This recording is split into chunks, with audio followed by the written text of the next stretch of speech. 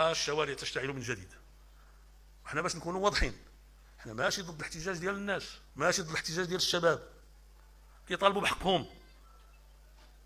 ما تبقوش تبديو بزاف على شنو كتسمعوا. هذوك الشباب كيشوفوا المستقبل قدامهم كحل، ما كيبان لهم والو.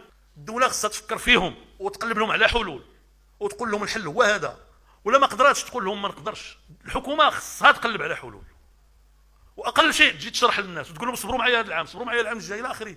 اما تكون ما قد تاخذ القرارات المناسبه، ما قد تجي تشرح للناس وتقول لهم هاجر. اذا قول لي يا السي عزيز، انت لاش صالح؟ الا ما كنتي قادر لا تدير لا تشرح لا توضح، شنو بغيتي يتشعل هذا الشيء ونوليو في المجهول؟